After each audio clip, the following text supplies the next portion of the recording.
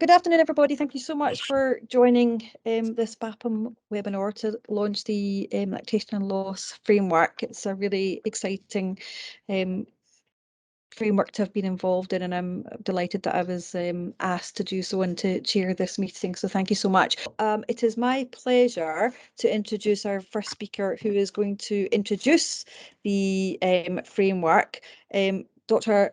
Cora Doherty, who is a BAPM Executive Committee member and a neonatologist based in Cardiff, and I'm sure most of you will know Cora very well.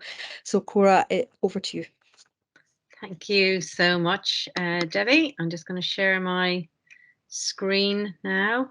So thank you everybody, and thank you for everybody who's joined us today, and also to everybody who's been involved in this framework, and for the input to parents for the input they've given in relation to their experiences. And I'm absolutely delighted that we've got Jess here today to speak to us about her experience, and also Bodhi's mum, who's going to be coming in at the end. And of course, Bodhi's story can be accessed through the QR code at the end of the framework. So I'm going to just give a very brief overview of the framework today, and I'm going to highlight the importance of the physiology of lactation, which Laura is going to go on and speak to after following Jess, the parent's story. And then after that, we're going to have Alex speak about how to approach parents and start these discussions going. And then finally, we're going to have Nick talking about the value of breast milk. So I really just need to give a brief overview on the whole thing to everybody.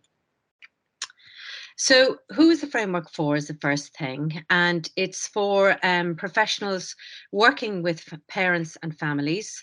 It's to provide information and guidance around supporting mothers following lactation following loss, where a baby or a child is not expected to survive or has died.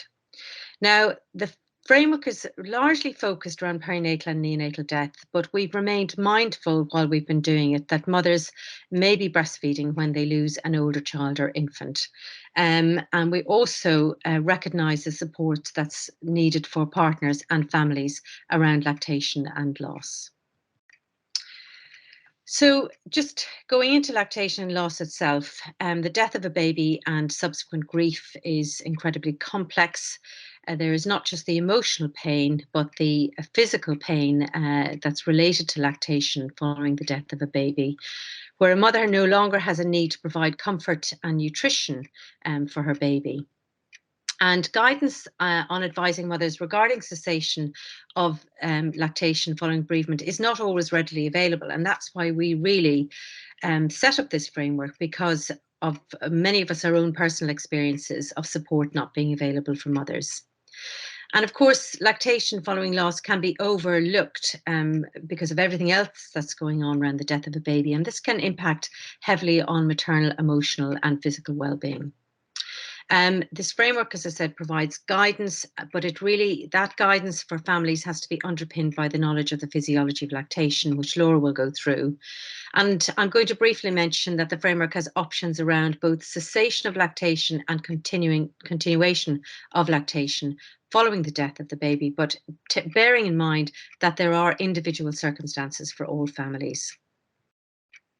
So Laura's going to go through this in more detail, but the timing of death is it's important to understand the stage of lactation that is occurring around that time. So if there is a stillbirth where a baby's died before or during birth, that's the stage of lactogenesis, is lactogenesis 1. So it's pretty early on, just some colostrum there. Early loss would be defined as a baby who dies in the first few days, and this is lactogenesis 2, where the milk production is increasing but not quite there. And then later loss is defined as any baby who dies after at least the first week, and this of course can include older children, and that's lactogenesis 3, where lactation is well established. So lactation and loss, managing this is dependent on a number of variables and the timing of the death in relation to the stage of lactation, and also the route that mothers and families choose to take. In relation to death, this could be an expected and planned death where clear discussions had already taken place, or it may be unexpected or sudden. And it's important to have discussions around whether mothers and families wish to continue lactating or to start establishing lactation, particularly if there's been a death around lactogenesis 1 stage, or whether a mother wants to actually cease feeding at that, cease lactating at that time. Now, special consideration should also be given if a mother's already feeding another child or if this is a twin pregnancy. So, and alongside this, and Tanya Cassidy's been fantastic at informing us during the course of the framework, is a real importance of culture and family and the social situation. So the framework is really broken down into this background, how to deal with it, and then the guidance around both lactation cessation and lactation continuation. So I'm just going to talk briefly about lactation cessation now and how it's dealt with in the framework. And this can be managed. We've approached it by looking at both pharmacological and non-pharmacological methods. And in relation to non-pharmacological methods, it's important to understand the mother as an individual and to take into account the culture. Some families might want to use homeopathy, some other families might want to do breast binding, cabbage leaves may be used. So it's important to work with families and respect their wishes around this. In relation to cessation, there's usually a gradual reduction in expressing, and actually working with the mother and the family to go through a regime around this is really, really important. And we do have an example of this given at the end of the in the appendices. And around cessation, it's keeping that mindfulness of painful engorgement and mastitis and managing this, so that the secondary pain for the mother. In relation to pharmacological methods for the lactation cessation, we have chosen cabergoline, which is a dopamine agonist, and this has previously been shown to successfully suppress lactation in a high proportion of women. And there are 2 treatment regimes for this, and this depends on whether the death has occurred within the first 24 hours after delivery or after that time. And there's some side effects associated with cabergoline, and it's really important to counsel mothers with regard to this, because alongside the feelings of grief and the emotion with grief, often physiological changes are associated with the grief. And it's important that mothers can help try and differentiate whether they're just having side effects from the cabergoline or whether these are feelings and physical feelings associated with the death of their baby. And finally, it's really important that each maternity and neonatal service should have their local guidance in order to facilitate this, because certainly based on my experience, it's been very difficult in the middle of the night to try and find who would prescribe this. And we've made that very clear in the guideline. So for mothers in relation to continuation of lactation, they may express less as part of their gradual suppression of lactation. So expression is still part of that journey of cessation. Other mothers may choose to continue to express the milk in the longer term. And this is not an unusual phenomenon at all. And there's been lots of stories around milk kinship and sharing of maternal milk and cross-feeding and wet nursing. And knowledge from mothers that the milk they produce can help a baby and sort of have a legacy left by their child can be extremely powerful. For mothers who choose to cease expressing following or reduce their milk production after that, they may well also have quite a bit of milk saved, either fresh milk or in the fridge or frozen milk. And so this can be part of the continuation of lactation. So in continuation of lactation, this obviously involves donation, and it's important to explore the possibility for donation before talking with the mother following death. And there are a number of options around donation. And in the framework, we've got a list of how to donate and where you can donate, and also the contraindications, and supporting mothers if they can't donate milk for another baby due to medication or for other reason, that what can happen to their milk, and also giving signposting around keepsakes and jewelry that can be made. And you can see an example of that on the front of the framework and also some pictures. So we're quite proud, I think, of the Forever acronym that we developed as part of this framework. And this is really another framework within a framework with how to approach families in relation to this, to provide some sort of strategy for professionals when they're supporting them. And I'm not going to go through this in detail, but the Forever stands for families and recognizing the importance of the input for those. Open, O is for open discussion and exploring feelings with the mother and the families. And then revisit is always being ready to go back and revisit and have ongoing conversations. So this takes a lot of time. There'll be a lot of exploration and explanation about the services, about what happens around reduction in pumping times, etc. It's really also important to validate the feelings of the mother and the family so that they can feel heard and understood. It's important to empathise with the family and continue to respect and to continue to review decisions and provide support. So finally, I'd just like to encourage everybody to go and read the framework, look at it, use it. And I would like to say a massive thank you to all the team for the input. It's been a fantastic journey for us. I'd be so grateful also for all those who put in comments. We had 156 comments in total. We've had a huge thanks to all the parents who've contributed to this document, and to Jess and Bodhi's mum who are supporting us here today. And finally to the BAPM office, who are always very calmly managing everything in the background, and to whom Marcus, Laura and Kate, I am eternally grateful. So thank you very much, and back to you, Debbie, to introduce the next speaker. Thank you very much, Cora. That was a really nice overview of what has been I think probably a work of love for all of us, really. And it's been a pleasure to be involved. I should have introduced myself, actually. I never said I'm the coordinator of Milkbank Scotland, so the kind of Scotland-wide Milkbank service. Our next speaker is Jess Herbert, who is Oaken's mum, and Cora has already mentioned Jess is a parent speaker, and we're always ever so grateful to our parent speakers, because I think they always very eloquently really put into words their lived experience. So thank you very much, Jess, for your time today. And over to you. So thank you for inviting me to talk today. My name's Jess. Hopefully you can all hear me okay. And I'm here to talk about my experiences with my son, Oaken. I'm just going to share a slide with you, which hopefully my technical ability will enable me to do, so that you can see who we are. Hopefully that's come up there now. So the slide, this is it really. It's just me, my son Oaken, and then the rest of my family, Simon, my husband, and Willow there as well.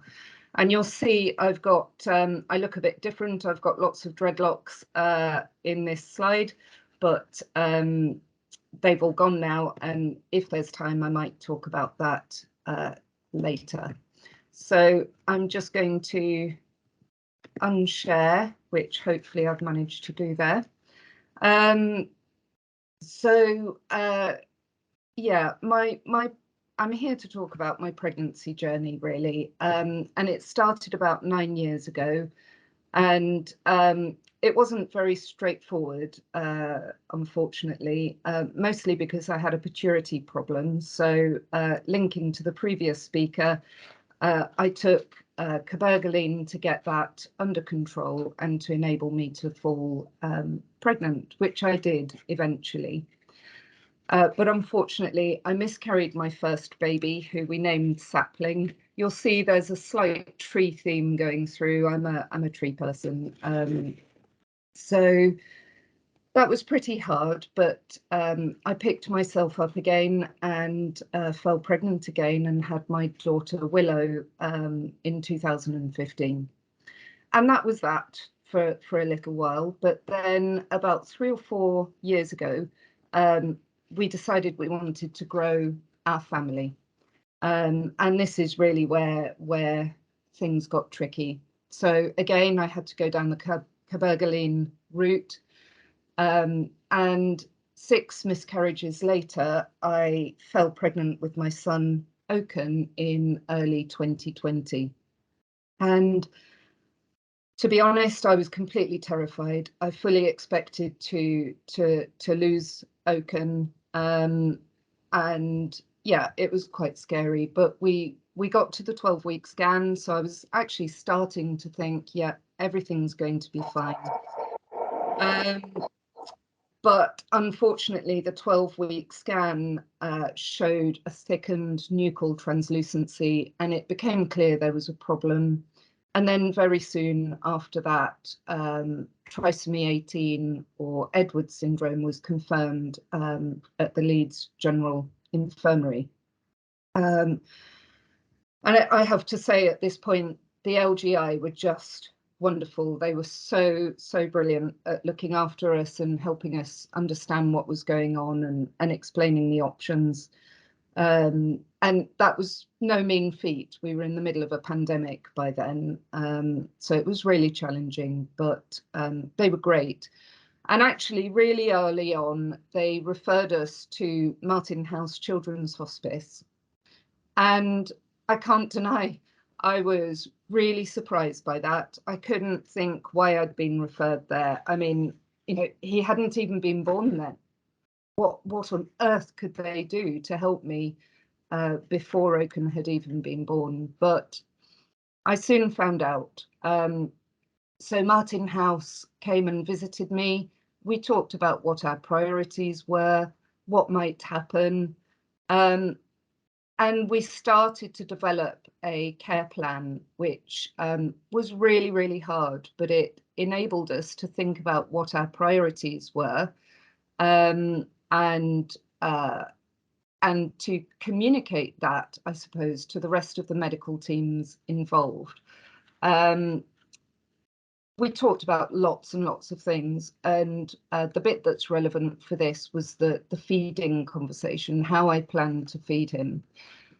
And I'd never considered anything other than breast feeding my babies. It had been absolutely fine with Willow, and I just assumed that that's what I would do with Oaken.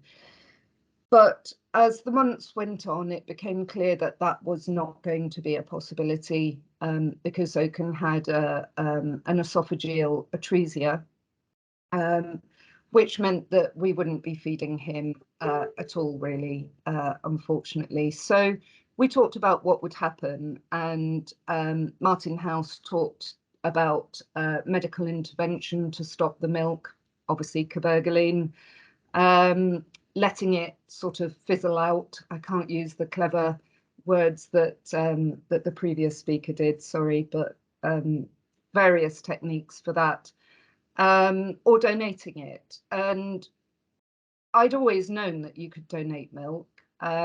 My mum actually donated milk to babies that needed it more than 45 years ago in Paris when she had me. So for me, it was a really easy decision. I was going to donate my milk. So that was my plan. And I didn't really think about it again until August 2020, when Oaken was born alive by emergency cesarean.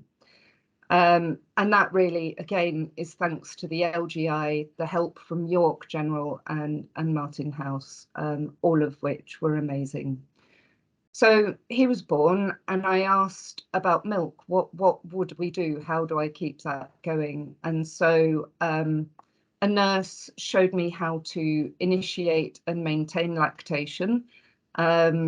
And so that was the plan. I just didn't really think anything different. So the next day, off we went to Martin House, and we started to make memories, and it was a really good time for a day. But unfortunately, Oaken died the next day.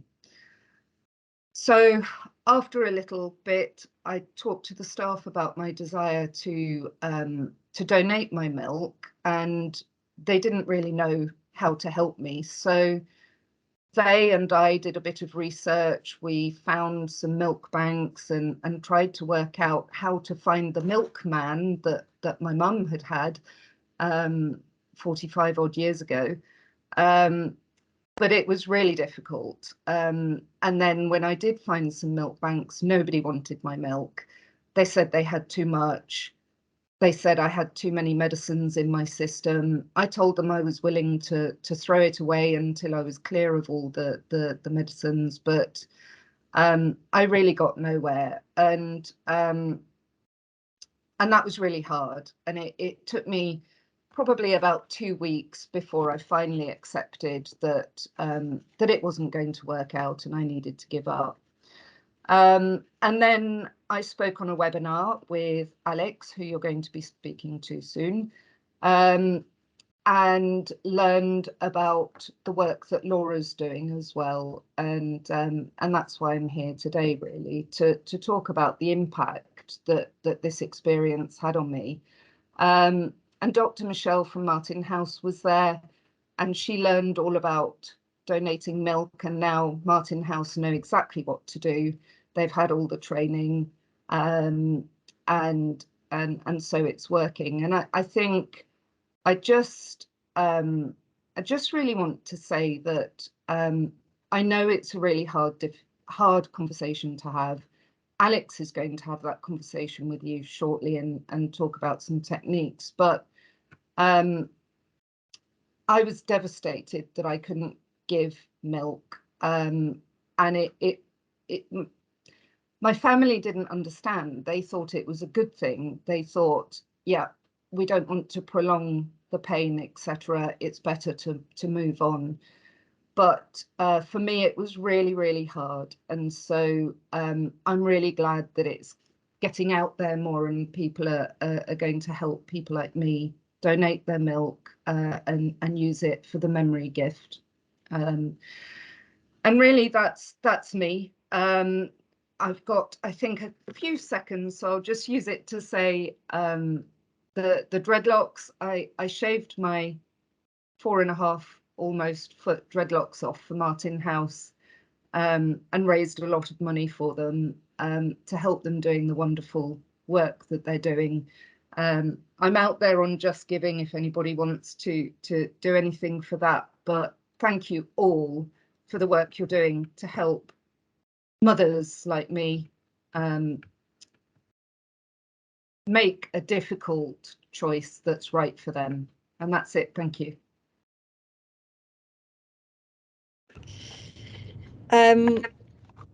Jess, thank you so much for that, sharing that story. It really is inspiring. I think it has really helped. Certainly, it's helped me to understand the process that you've gone through. And there was a couple of things that you said that kind of hit home with me about hospice involvement, about helping to understand your priorities, and working with the medical teams to make sure that those were followed through. I guess I was slightly sad to hear about the challenges you had with milk banks, and certainly that's something that we are really working hard, I think, across the UK to address. And you know, in Scotland, we are just about to launch our own memory milk gift later this year, so I hope that other milk banks will be able to follow suit. But thank you so much for sharing that story, because it really is important, and I think a personal story always really helps to really get the message home to us that we need to do a bit better. So, as you said, our next speaker is going to be Laura Atherton. Laura Atherton is the Milkbank coordinator at Milkbank Chester, and has done a huge amount of work along with others in really developing this amazing initiative that I am very excited to support and develop up north of the border. So, Laura, thank you very much. Over to you. Right. Hi, everyone. My name's Laura. As Debbie said, I am from the Milkbank at Chester and from the Memory Milk Gift Initiative. I'm just going to share my screen and then I will start. So first of all, just thank you, Jess, for sharing Oaken's story and your experience of lactation management in the lead up to Oaken's birth and following his death. We've spoken many times, but I'm really sorry that you weren't supported in your lactation choices. And I think that's part of what makes it such an honour to be here today, to help provide an overview of a framework that should help to empower families to manage this sensitive and distressing scenario that families face following a stillbirth or a neonatal death. So I'm going to talk to you about the importance of understanding the physiology of breast milk. So in order to support bereaved mothers with lactation management. Laura, I'm going to stop you for 1 second. Can you just go onto your slideshow? Because you're just at the sorry. moment. There you go. There That's we it. go. Thank you. So it's really important that we have an understanding of the physiology of lactation, and this framework works to explain that physiology and how the stages of lactogenesis may be different depending whether a baby is lost to stillbirth, dies shortly following delivery, or after breastfeeding is established. So there are three physiological stages of lactation, and the first one is lactogenesis 1. So this is where colostrum begins being produced, and this is around 16 weeks. So it's important that we're having these conversations with families who suffer loss from 16 weeks onwards. So high levels of progesterone inhibit full lactation. Lactogenesis 2 happens following the delivery of the placenta, with increasing amounts of milk being produced when progesterone levels drop and hyperlactin levels facilitate the secretion of milk. This is usually within 30 to 72 hours of delivery. Lactogenesis 3 is when milk synthesis becomes controlled via the removal of milk rather than hormones at this stage. Lactation settles to autocrine driven at around 3 to 4 weeks. So the timing of death and the stage of lactogenesis is really important in understanding how to support families. So a stillbirth, a baby who has died before or during birth, happens around lactogenesis 1. Lactogenesis 2 is early loss, defined here as a baby who dies within the first few days after birth. And lactogenesis 3 is when a family suffers a later loss, so a baby who dies after at least the first week. And understanding the different stages of lactogenesis helps us to understand how to support these families. It's really important that we consider that a multiple pregnancy with a surviving baby or an older sibling being breastfed can involve multiple stages of lactogenesis. It's really important that we consider siblings when discussing lactation management to ensure that another feeding journey isn't impacted. For example, it's not appropriate to prescribe cabergoline to a mother who's feeding an older child. Taking the time to explore families' wishes regarding lactation is vital. Families are unable to make an informed choice if they are unaware of all the options available to them. And if there is opportunity to do so, like Jess discussed, this should be done in advance with a palliative care approach and as part of an advanced care plan or as part of the birth plan. We talked earlier about stillbirth occurring during lactogenesis 1. And as a result of this, discussions need to be happening early. Holly, whose donation journey with Bodhi is talked about throughout the framework, stumbled across the concept of donation after loss during the time she was waiting for the induction medication to work. Holly decided that initiating lactation and maintaining that lactation in order to donate as a legacy for her son, Bodhi, was really important to her. Similarly to Jess's story, Holly's donation was not an easy one. And Holly and Bodhi helped to inspire the changes that brought about the Memory Milk Gift Initiative. Informed choice is so important to families. Mothers must be offered the choice and management of lactation. As Cora discussed earlier, the options available are non-pharmacological suppression, pharmacological suppression, and the continuation of lactation. Donation to a milk bank is the safest way to donate milk. And referring back to the stages of lactogenesis, there are 3 ways in which a family can donate milk in memory of their baby. The first one is a retrospective donation. So this usually happens around lactogenesis 2 or 3. So that's milk that has already been expressed. For example, when a baby has been receiving care on a NICU or at home. A family who loses a baby later on may be in lactogenesis 3. And that donation following continuation of lactation after the death of a baby is really important to some families. We have a donor, Abby, who donated after her son Francis passed away at 6 months old. She continued to donate Francis's milk as a gift to other babies, and this was really beneficial to her mental health. And then thirdly, we have donation following initiation of lactation, so at Lactogenesis 1, and that's where Holly's story comes into play.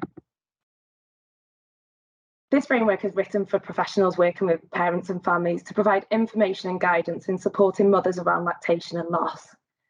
We understand that as healthcare professionals, it may feel difficult to share information about lactation and milk supply. But if we are not sharing the information, then families are unable to make informed decisions. And the last thing that we want is for these families to be left with feelings of regret that they were not offered choices that may have helped give a little bit of light in such a difficult time. I'm now going to pass you over to Alex, who's our next speaker, who talks really beautifully about how to sensitively approach these difficult conversations.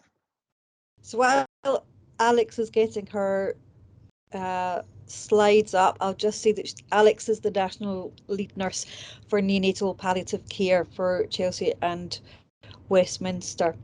And just to say thanks to Laura for that introduction in terms of those difficult conversations. And I think what it highlights is the importance of having options and choices for mothers and for families that are facing bereavement. It's certainly not a one shoe fits all, and we need to be very aware of being very I think parent centered when discussing options around lactation following loss. So Alex, are you sorted? Yeah, my slides aren't sharing, Debbie, so could Marcus please share them for me? Sure. Thank you. Fantastic. Thank you so much. And as I just echo what everybody else has said today, I feel very privileged to have been part of such a monumental and significant framework to help us guide the care that we're providing mothers, not only mothers, but the whole family, because we can't just focus on mums. It is right across the board. So next slide, please, Marcus. I'm just going to share with you some of the conversations that I've had with some mothers and families about what it means to them. And these threads and these themes run throughout some of the training sessions that we're providing, where families say, please don't be the gatekeepers of information. We do have a responsibility as healthcare professionals to find the most up-to-date information and then share it with families. We can't second guess, we can't assume how much information a parent can cope with. And so families tell us that they want us to share information with them. They want to have the choices presented to them. And they tell us, please don't try to protect us at this difficult time. Next slide, please, Marcus. Thanks. The worst has already happened, and you can't add to our sadness. We are already heartbroken. And some of these conversations I've been having with Jess, as well as other mums that have helped us with our training sessions. And really, ultimately, the worst thing we can do is to avoid this conversation. That really is wrong, not to be able to share the information. And it might take several short conversations. It might take a little bit of time. And I think when we're approaching conversations, it's thinking, you know, this is a process. It might take several days. And sometimes we are very time pressured within our work environment, but we really need to do the best thing for our families. And then normalize the conversation, use normal language. And this is a direct quote from Jess. We need to have information about caring for our boobs. And that's really where it stems from. It's care of the breasts. And then that leads into the conversation about what options and choices might be available. Next slide, please, Marcus. And families tell us that we really need to embrace that conversation. As healthcare professionals working in this area, either in the maternity services, fetal medicine, neonatal, or children's hospices, in the community, health visitors, we're having challenging and difficult conversations every day. Why is this conversation any different? Families tell us that we just need to have that human factor, acknowledging that it might not be the right time for that conversation, but really to initiate conversations around how is the mum feeling at that time? How is the partner? How is the father? It's really thinking about the whole family as well. Are you getting the support you need? That might be the entrance into the conversation. Or I can come back a bit later at a more convenient time for you. Would you like me to go through the information again? Next slide, please. And also revisiting the conversation, going back to the slide that Cora showed earlier, and that it might be about having enough time. And always, as I said before, we are quite time pressured, parents are time pressured, and there's a lot of information to share at a really sad and devastating time. Next slide, please. And again, families tell us if we don't have the information or all the choices and possibilities available, we just can't make those decisions for ourselves. And some of you may be familiar with the quote that I use from Nadia Leak, who says, "We only have the choices you give us." Next slide, please. So why do we find it so difficult? As I said before, we're having these conversations frequently about lots of difficult issues and difficult situations. And these are some of the things that healthcare professionals tell us. We don't want to upset the mother or the father or the partner any further. There's so much information to share at this difficult time, and the focus does tend to be on the baby. We think about what happens with the baby now. What planning do we need to do? Are we trying to arrange for the baby to go home with the parents? Are we arranging for the baby to possibly be transferred to a local hospice? So there is lots of information that we share, and sometimes it feels, oh, this is on my checklist, and it's something else that we have to introduce. And some people tell us that they feel unconfident. They're not sure about the processes or the choices. And sometimes we do bring our own personal thoughts and beliefs into this. And just because we haven't tried this before or this isn't embedded in practice, it doesn't mean to say that we shouldn't try it or introduce it into routine perinatal care. And again, these are just a selection of some of the themes that the healthcare professionals that we work with say. So we can't assume anything, and it really is the onus is on us to share that information. Next slide, please. So I'm not going to go through in detail about lots of the different elements and the conversation starters, because we really want you to read the document and use that as a point of reference. But I will mention some of them. So how do we approach a mother whose baby may not survive the pregnancy? And we've heard from Jess about there was that opportunity, if we say during that whole pregnancy, before Oaken was born, to have conversation. We had the luxury of time. And so antenatally, it's a perfect opportunity to have these conversations and then be able to revisit them. How do we approach a mother whose baby has just died? It might be a sudden death on the delivery ward. It might be sudden postnatal collapse, might be on the neonatal unit. And then how do we approach or initiate these conversations with a mother whose baby's been on the neonatal unit for several months? So again, it's really thinking there are different situations that we need to adapt to, because there might be a slightly different approach to it. Next slide, please. And when is the right time? This is something we get asked frequently. Laura mentioned that we do quite a lot of virtual training together, and this is really something that does come up frequently. Everybody just wants to get it right. We don't want to upset parents any further. We want to find the right time. Actually, there might just not be a right time. So it is thinking about those situations of antenatally, as I just mentioned from Jess's experience, or at the time after the baby is born and possibly death is imminent on the neonatal unit. But again, it might be in the community. It might be the health visitors or the community midwives that might have that opportunity to have this discussion with parents at that time. Next slide, please.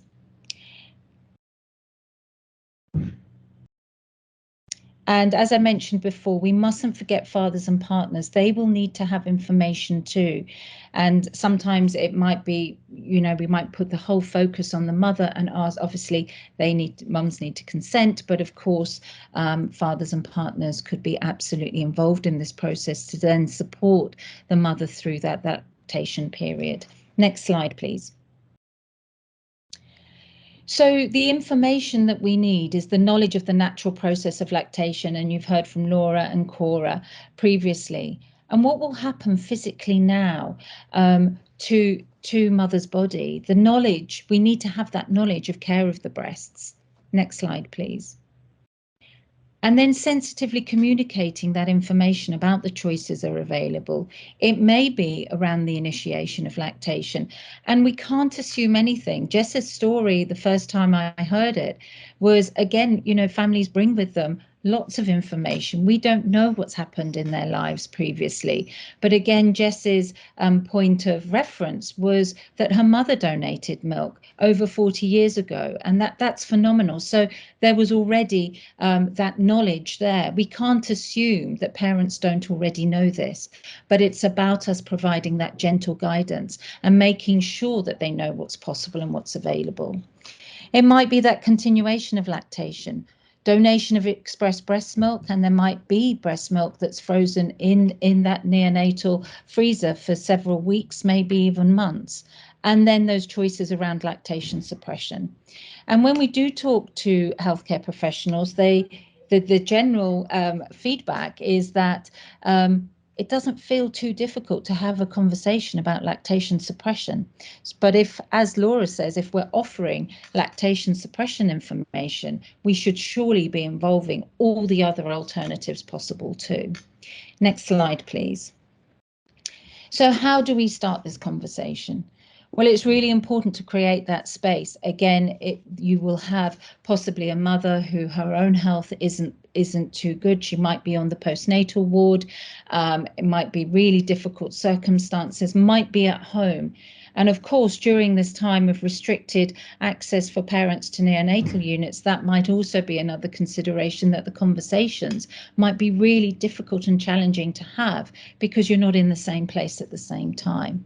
But really listening to what's important for a mother and her family at that particular point in time. And that really is a good starting point to ask that question. What's important for you right now? Next slide, please, Marcus. And sometimes we can be quite focused in our time-pressured workplace of our own agenda, of asking questions and gathering information. And sometimes we do have checklists. Checklists can be helpful to make sure that we don't forget the really key questions or the key conversations that we need to have. And it might, as I said, that we might be quite focused on that. But we're having a conversation where it's not just a yes, no tick box. And I think that's really where we need to move away from. Next slide, please. And it's important that mothers and their families are not rushed and given the time that they need. And again, when we talk about not rushed, it's saying, you know, I'll come back. Would you like some further information? Try and organise and arrange a time that's convenient for them. And that gentle guidance and revisiting these conversations. Next slide, please. This is possibly just, again, these examples, some of these examples that I'm going to mention are in the document, and you can see them, and they look under very different scenarios. But I understand that this is a really devastating time for you. There will be some natural changes associated with lactation and milk production. I'd like to help you think about what suits you best. And this is just one of many, many examples. And again, you need to tailor some of these starters, these are just suggestions, to the language that you would use. It needs to feel natural. It needs to come from you. And if you don't know what's possible, and if you don't know what the processes are, say so, be honest and say, I'll go and find out and I will come back. And what we're really advocating is having that written information as well, so that you could leave that with a mother and the family so that they can read it at a time that suits them. Again, a really devastating time, possibly still in shock, absolutely not able to think clearly. But if we leave that paperwork there, then we can always come back and revisit it and have another conversation. Next slide, please. And next slide, please. And I think, again, this just can't be overemphasized, that importance of listening, truly listening to a family about what's important for them. And it might be that you're not going to have a definitive answer there and then, and there's no rush. There's no rush at all. And I'm going to show you a flow chart in a few slides time, just to be able to help those conversations and those processes, so you can share that with families. Okay, next slide, please. Thank you. So these are just, I'm not going to go through these in detail at all, because you can reference this in the document. But again, these are suggestions about the conversation starters immediately after birth. Next slide, please. When a baby has been on a neonatal unit for a period of time, again, these are some suggestions of conversation starters. Next slide, please.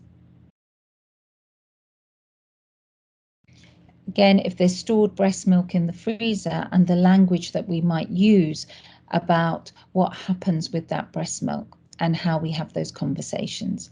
And again, reiterating throughout, there's no rush to make this decision. We will be alongside you while you're deciding, and we're here to support you and answer any questions you might have. Next slide, please. Again, when a mother wishes to collect her frozen express breast milk, it might be a partner or a father that might come along and collect that, but need to know these very practical details about what happens. Next slide, please. And again, when a mother would like to donate her breast milk, what happens next? Next slide, please. And I've been given permission to share this from Forget Me Not Children's Hospice, and Sarah Barmsforth, who leads the perinatal team there. And I think Laura might have mentioned that they're doing quite a bit of work together. And this is a beautiful, simple flow chart about the processes, really to help the healthcare professional to have these conversations, to know what happens, because as well as having the sensitive conversations about what happens next, you also need to have the really practical conversation about how do we actually do this if a mother chooses to donate her breast milk. So I've put here that it has been reproduced with kind permission from Forget Me Not Children's Hospice, and we can certainly send you the links or make that available, how to contact them if you'd like to adapt something for your place of work. Next slide, please. So in summary, it really is about being human. It's about being informed and having that information. And when you have that information, it's also sharing it with your colleagues. Don't hold on to it. And sometimes there is a little bit of, it can sometimes happen that people go on training days, study days, or hear about something and not doing it intentionally in a negative way, but hold on to that information, share it widely. Now with virtual access like today, with the document that will be able to be shared very easily, let's share this information. And again, going back to the flow chart, anything like that, we can absolutely adapt to your local place of work to make it make sense and be specific to your place. Having that honesty and compassion and kindness when you're having these conversations. And again, being that honesty is, if you don't know what happens next, then be honest and go and find out the information and come back. So it is about families having choices. We know that not every mother will want to donate her breast milk, but it's about having that information and then really, really, truly listening and having the time that's needed without feeling rushed. The worst thing for me would be if a parent came back and said, why didn't you tell me that this was possible? And again, some families might say, it's absolutely not for me, but thank you for sharing that information. So I'm now going to hand over to Nick. And as I said, all of that information in detail is in the reference document. Thank you. Thanks, Alex. That was amazing. And I don't need to do any summing up because you did it beautifully yourself. So over to Nick Embleton, who is a neonatal consultant in Newcastle, who I'm sure everybody knows well who Nick is. So over to you, Nick. Anyhow, thank you very much for inviting me. I'm a neonatologist in Newcastle. I'm just going to give you a quick whiz overview of the use of donor human milk on the neonatal unit. First of all, to point out that donor human milk is what we call a complex intervention. So there are multiple mechanisms that donor milk might exert its beneficial effects through. So there are lots of different physiological and nutrient mechanisms. We know that the way that donor milk is used on a neonatal unit is affected by aspects of culture and behaviour and belief. These effects are contextually specific. So, for example, the risk and benefit of donor human milk might vary according to the percentage of mother's own milk that's being made available. And if donor milk improves breastfeeding rates, that might also be affected by the background rates of breastfeeding in the population. There's also what we call a very long and complicated causal chain. So the interaction, the causation of using donor human milk and these different outcomes, for example, neck or brain, is pretty long and complex. And we also know that short-term effects, for example, weight gain, may be poorly predictive of longer-term outcomes. And so I just want to kind of put nutrition in context very quickly. So nutrition consists of all the kind of nutrients in your diet. So obviously the proteins and fats, and these do differ between obviously human milk and cow milk. We like to talk about think about the functional components, and I'll come back to these in a minute, but these are the human milk oligosaccharides, growth factors and enzymes. There are the microbial aspects that we've become very aware of over the last sort of 10 years or so. And these may be different between donor milk and mother's own milk, and of course very different from formula milk. And then there are what we call the technical and socio-behavioural impacts. So this is the role of skin to skin and breastfeeding, aspects of taste and sensation. So what are the benefits of donor human milk for the baby?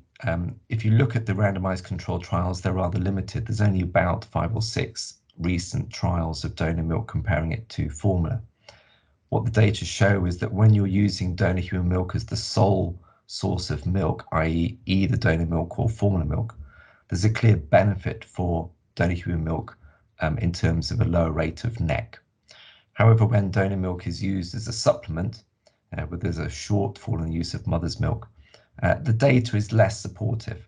But the studies and the meta-analyses all tend to lean towards the benefit of donor human milk for reducing neck in that situation as well.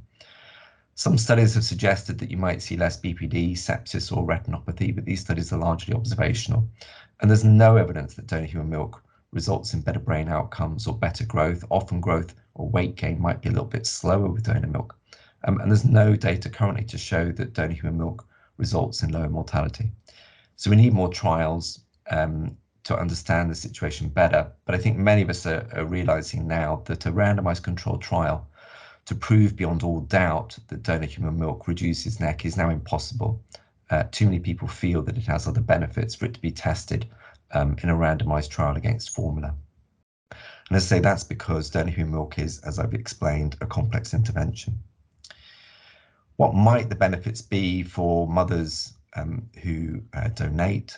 What might the benefits be for the baby and society? Well, the benefits for the mother of the baby on the neonatal unit might be that there's less pressure on them to produce a certain volume of milk in the first few days. It might take the pressure off them, and they may feel more able to initiate lactation themselves. It may also reduce regret or guilt where lactation is challenging and the baby is unwell. And so perhaps if the mother is really struggling and the baby is unwell, for many mothers, it may give them the comfort to know that that baby is receiving human milk rather than cow milk. What might the benefits be for the mother who is donating milk? Well, there are lots of important concepts here around gifting and the identity. How do you perceive yourself as somebody who is providing milk for another baby, for a baby or a mother who is sick, in the context, of women supporting other women? And there may also be benefits to the donor because we know that there is an association between the duration of providing breast milk, i.e. breastfeeding your own baby, and reduced risk of certain cancers. And there may also be wider benefits for society. Using donor human milk allows units to keep, formula milk use and branding more distance. Donor human milk, or certainly breast milk, is probably the most food mile friendly food on the planet. the use of donor milk may improve attitudes both on the neonatal unit and in wider society about the importance of using human milk. But of course, we need to have continued education to highlight donor human milk and say that this is not equivalent to mother's own milk. So if you take the little schema that I showed you before, I know we're not talking specifically about buccal colostrum in this process, but you can use this kind of schema to think about these different interacting elements of nutritional practice.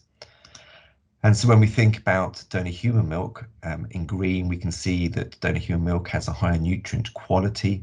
The type of fats and the type of protein is superior to formula milk, but sometimes the concentrations are lower.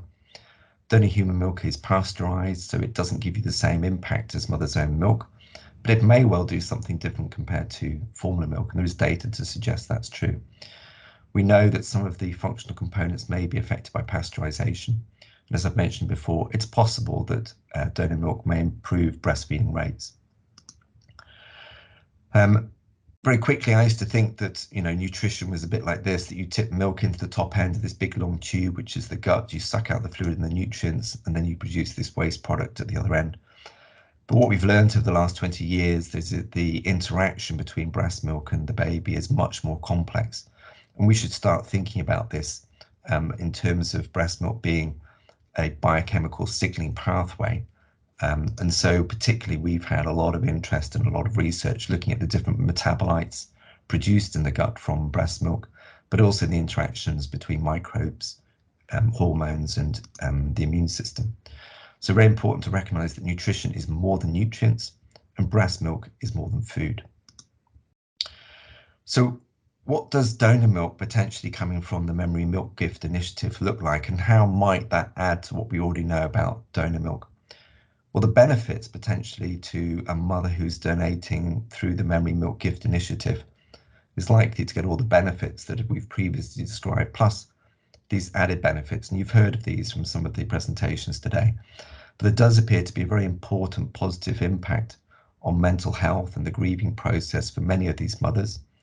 And there may be multiple dimensions that still require proper exploration in a research study. So again, aspects of gifting, but importantly, as you've heard, this memorialization of the baby, the identity of the mother whose baby has died, and what being able to provide milk and continue to lactate might mean to her identity. Trying to provide a positive outcome of a tragic situation, and maybe in some way trying to make sense of what's happened. And many mothers have spoken about the need for them to have a routine and a structure in their lives at a time of intense pain and suffering. And I think there may be some benefits to the babies that we haven't really been able to explore yet. But this system may potentially allow us unique access to colostrum in a situation where a mother is unable to lactate. And currently, donors do not provide colostrum or only milk because, of course, they're feeding their own baby. But in the situation of a very early neonatal death or a stillbirth, the milk that is provided qualitatively is going to be very different to the matured donor milk that we currently receive from breast milk. It's likely to have much higher concentrations of key functional components like lactoferrin and immunoglobulin. So that certainly requires more work to understand it, and you can imagine that the logistics of doing this might be quite challenging. But I do think that donor milk may give us access to something that from the Memory Milk Gift Initiative, it may give us access to something that currently hasn't been widely available. But let's not pretend that this is easy and we know all the answers. As I say, there are multiple areas that we need to understand better. So for example, aspects of when should we start using donor milk in a mum who is struggling to initiate lactation? Can you use this as buccal colostrum if the mother isn't able to lactate? Which types of babies? Is it just sub 32 weekers or 34 weekers, or even healthy babies? How long should we give donor milk for? Should we fortify it? What do we do if growth is too slow? How do we best replicate the microbiomic environment? How do we best spend our money? Are we better spending it on donor milk or increased lactation support to support the mothers themselves? How best do we collect, store and pasteurize it? What's the optimal number and location of milk banks? So we could go on forever. But as I say, we need to recognize that the optimal place for use of donor milk on a neonatal unit isn't clear, let's not judge those who have slightly different opinions from our own. We need to collaborate to improve the evidence base. As I say, based on what we know now, it's difficult to see how donor milk could be worse than formula. But of course, as I say, there are these important economic and logistic issues to resolve. And as everyone has said, Memory Milk Gift Initiative is about providing women with options, not about specifically promoting any certain type of action. And just to finish off, some of you may have seen this slide before, but what you see appearing here in the white are the components of formula milk. But then here what you see appearing are the components that you will get in human milk, both mother's own breast milk, but also donor human milk. And as I said, there are important quality differences between donor human milk and mother's own milk. But donor human milk does contain a multitude of different proteins, peptides, and molecules that probably aren't present, and certainly many of them aren't present in formula milk. So I'm going to finish there and say thank you very much to everybody for inviting me, and it's been a pleasure to take part in this seminar and hear particularly from the mothers and the great work that they've been doing. So thank you very much indeed. Thank you, Nick, for that overview. I think it's always good to finish with lots of questions, more questions than there is answers, I think, at this point. So I think that leads us on very nicely to our questions and answer session that Ilana is going to lead for us. So Ilana Levine is our neonatal registrar and clinical doctoral fellow at the University of Oxford. So I have been watching the chat, and actually I haven't seen many questions. So if you have got any questions at this point, please feel free to put them in the chat or put your hand up so that we can hopefully have an informal but interesting discussion. So over to you, Ilana. Thanks, Debbie. So I think whilst we're waiting for people to have a think about what questions they want to ask our panel, perhaps we could give Holly, Bodhi's mum, a chance to say something, if of course you'd like to, Holly. Can you hear me or see me? Yeah, thank you so much for inviting me along to listen to everything that you've been saying and to participate. Some really interesting things were brought up. It was interesting hearing another mother's story with such similarities to my own in terms of trying to work with a milk bank and how difficult it is actually, or has been in the past, hopefully, you know, for not much longer, in trying to get your milk donated. And that's why I'm so grateful that this is happening, because it really has impacted me in an incredibly positive way through such a devastating period of my life and onwards. Obviously the grief never stops. But I'm here for any questions as well. If anyone, you know, maybe I can give a bit more insight into how you could approach this, when you could approach asking or talking about milk donation. I'm really happy for that to happen. I mean, I'm so grateful to Laura at the milk bank at Chester. I genuinely, for bringing all this forward. I mean, I had a beautiful pregnancy with Bodhi. It was just the light of my life. Losing him at 41 weeks was completely unexpected. Unfortunately, I'd grown him a super long umbilical cord that was wrapped around him, I think 6 times, and had 2 true knots in. And you know, that wasn't picked up I would, you know, in any previous scan. So it really was a shock. And I think all of the professionals around me, because it's quite a rare thing to happen and not often, you know, maybe that hospital hadn't dealt with it too much. They didn't really know what they could and couldn't ask. My consultant was amazing, but you could see how delicately she was even talking to me about the potential for post-mortem. So I do understand why people do tread on eggshells, but like someone else said, you know, we're already in the worst moments of our lives.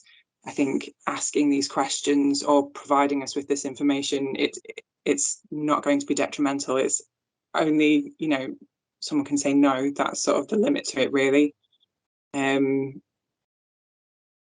Yeah, I'm not really sure what else that I can sort of add unless someone's got questions out there for me to help. But just thank you again for actually being on board and doing this. It means a lot as a mother, a lost mother. It really does, to find out that there's this whole community out there trying to not promote this, but give us more information and more options. Thanks. Thank you, Holly. And if anyone wants to hear more from Holly, then the link to Holly and Bodhi's story is at the end of the framework for practice with a QR code. Just going to pick up on some questions from the chat. So Emily XL says, I'm interested to know more about the memory pebble and the memory milk tree. So I think, Laura, can you take that one on? Yeah, I absolutely can. So I saw that question come through, but just before I answer that question, thank you, Holly, so much. You have inspired this whole change within UK milk banks, and just you continue to share Bodhi's story, and you're really supporting us raising awareness. So thank you for coming on to speak today.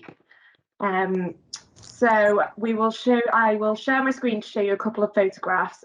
So Holly actually funded the tree for the Memory Milk Gift initiative through donations for Bodhi. So I think it's important that we share that. But let me bring up these pictures. So just see if they're there. So this is the Memory Milk Gift tree. So this is in at the milk bank at Chester. It stands at 6'6" and it's hand painted by our milk processor.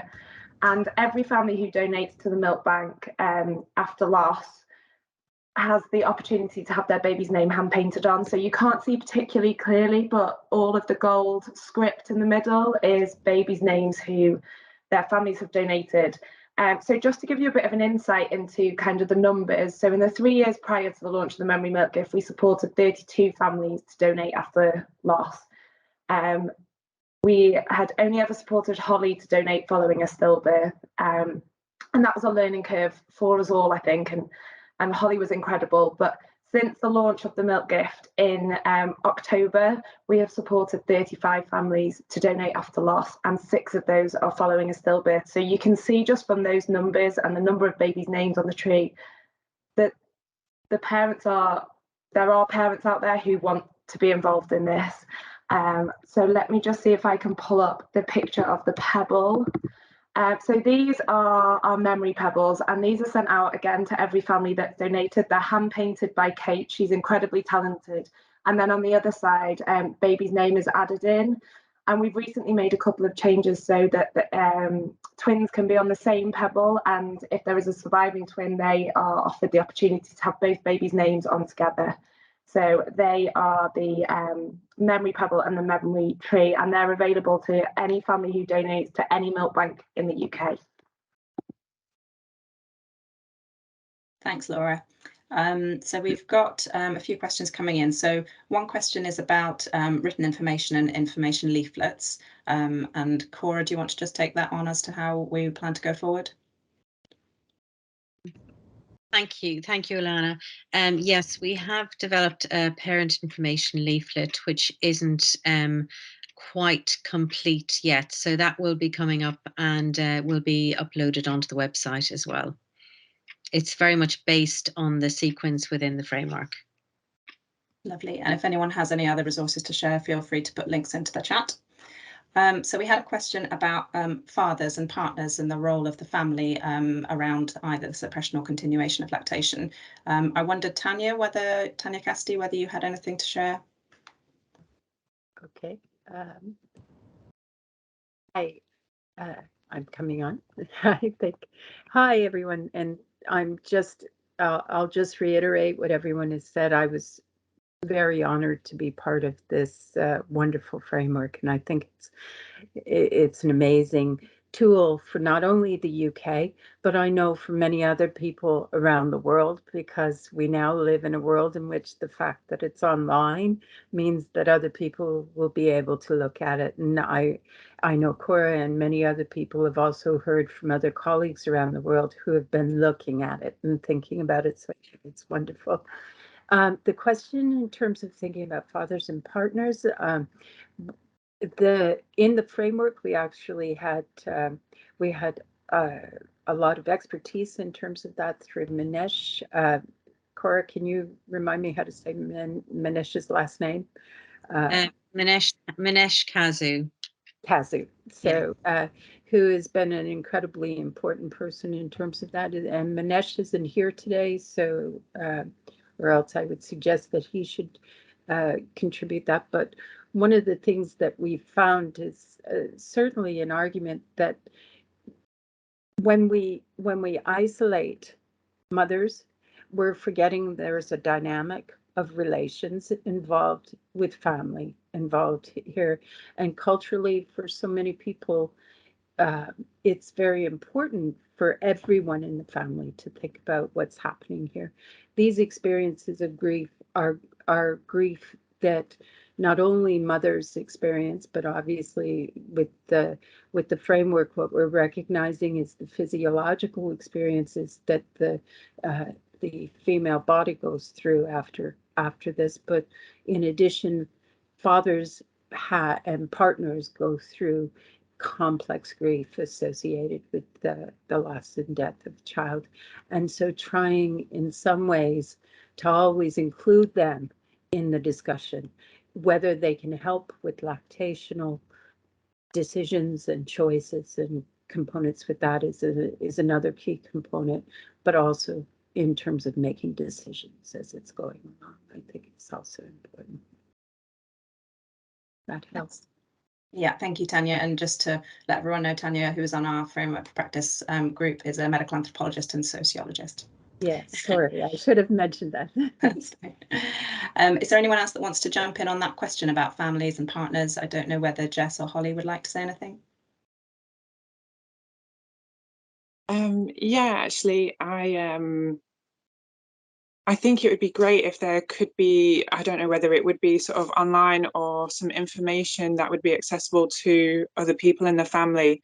So in my case with a stillbirth, there was a period of time where I was waiting for the induction medication to work.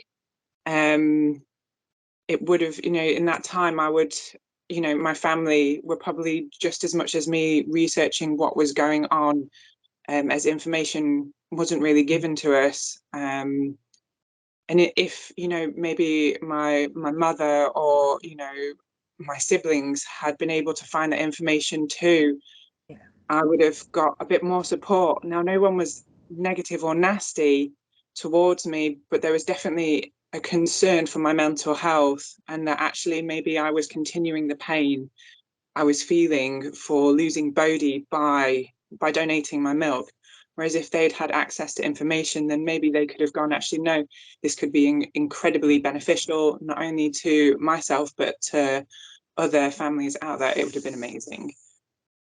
Holly, I think your point is so well taken in terms of thinking about having information there for everyone involved, and that those are supports for the mother in particular and the father, who are the two people going through tremendous complex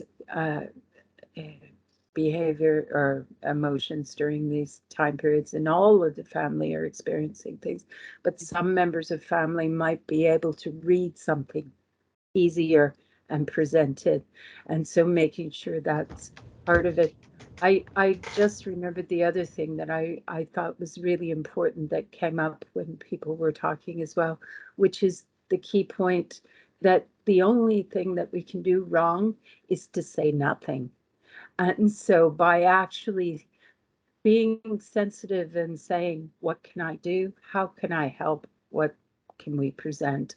Is an initiation and giving control back to families to say, what would you like? What can we do to help you? I think is really important. But that notion of not wanting to say something for fear of making it worse, you make it worse by not saying something. Just simply saying sorry for your loss is an amazing thing. Thanks, Tanya. I missed the beginning of the point just before Holly spoke because you broke up at that moment.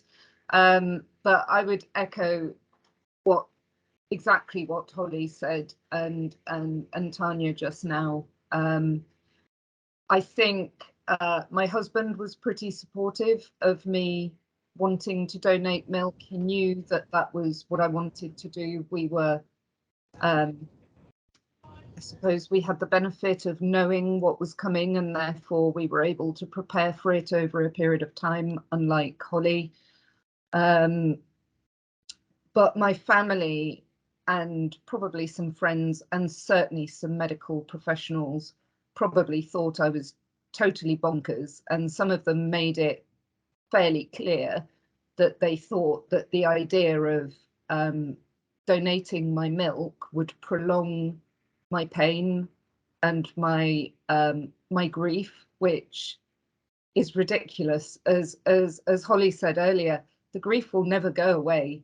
And I said this to Alex also fairly recently. Nothing anybody says can really make it worse, other than not saying something or not providing, being too afraid to provide parents with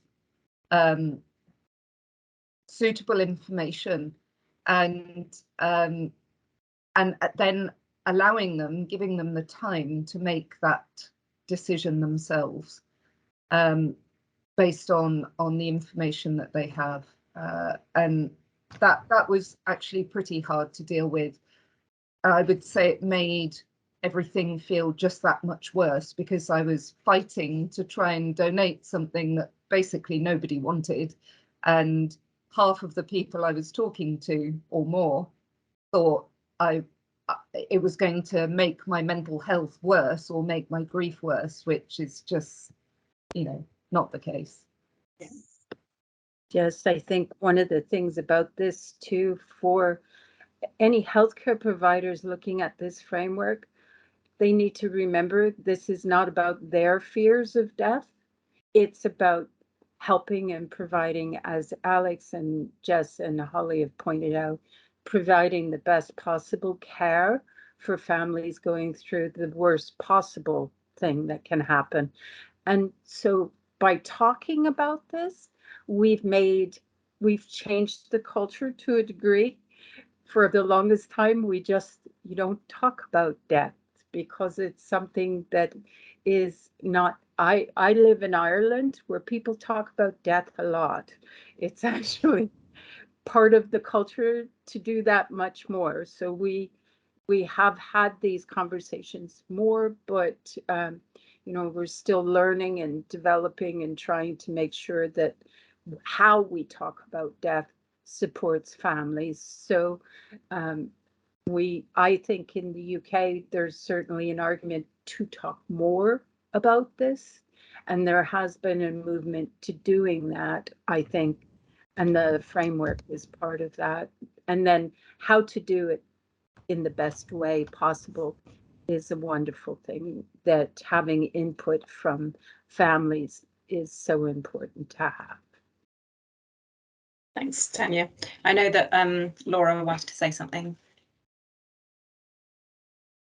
So this is actually something that Nick and I have been discussing quite a lot, and I think that there is a definite family fear that a mum might become dependent on donating, or they may dissociate from their grief, and that is definitely coming from a good place. And I think until you have been in this situation, and we listen really closely to our donors about how donating has made them feel. But one of the things that Nick and I have talked about is that we need to make some information available to the people supporting the donors as well. Something that we have recently released with the Memory Milk Gift, and Holly was a part of it alongside 2 other of our donors, is a podcast. And actually, I think that this will be a really useful tool for families, because it's split into 4 sections, so it's listenable, and there's a section about lactation and the role of donor milk, and then there's the 3 mums being given the opportunity to talk about how that was beneficial to them. And I think that we have to be open to different ideas of sharing this information as well. A leaflet isn't for everybody. How many family members will honestly go home and look at a leaflet? But if you can say, just listen to this mum, and again, Holly's QR code at the end of the framework is 3 minutes of one of the most powerful things you will ever hear about why you should offer the opportunity of donation. And Holly speaks really well about how actually people around her were nervous for her when she said this. But I think by having these conversations openly and honestly and talking about it in forums and on social media, then it won't be as scary. I mean, lactation isn't a subject that society likes to talk about at the best of times, and loss understandably isn't either. So bringing the two together is huge, but that's definitely something that we are working on. And the mums that are sharing their donation journeys or their lack of being able to donate is huge in improving this. So I think that's a really great point by both Holly and Jess. So we also have to remember that grief is complex, and parental grief is one of the most complex griefs. And so it's going to be different for every person. And therefore, having a set of a script to follow is not going to be the way to go with this. We need to actually follow what we talked about in the framework in terms of being very, the term forever, so being very respectful and interacting with each family. And I know that Laura and Alex and Nick and everyone involved is very clear about those things. It's just to remind people that this is unique for every person. And so for some people, we may need to help them to deal with when they stop donating, if they do choose to donate, and how to deal with that ending that behavior. So once it's occurred as well. Thanks, everyone. So we've reached the end of the time for the Q&A. I'm going to hand quickly to Cora, and then we'll hand back to Debbie for the end of the session. Thank you so much, Elana, and it was really interesting to hear. And I just want to say a massive thanks to everybody who's contributed to this. The framework is now available on the website, as you're aware. And just to reassure Holly and Jess and any other parents that are on here that I completely get it when you say about the culture amongst medical personnel, and I really, really hope that by bringing out this document, people will learn. And I don't say that lightly, because I know how highly regarded BAPM frameworks are and are recognised essentially as national guidance. So so I do think we are really on the crest of a wave now, where we're on the top of it, and we just got to really surf along as best as we can, and I think continue to highlight this. I'm going to hand back to Debbie, who has excellently chaired the whole session and managed the timing and everything of the speakers so that we're going to end on time. So back to you, Debbie. Thank you so much, everybody. Thank you so much. I really didn't do anything to manage the time because the speakers did so brilliantly in managing the time themselves. So well done to you. I think really just to round up, I think Cora's absolutely right when she says we're on the crest of a wave. You know, the interest that we've had from this framework just goes to show how much people want to make this better for families. You know, there's been lots of words that have been thrown out by various speakers, choices, priorities, communication alongside sharing information, gatekeepers of information, and I just think that we have the opportunity from this framework to really make sure that our networks moving forward really think about how we support women and families that have had loss. And I certainly know from a Scottish perspective that we will move this forward and we'll have a hopefully really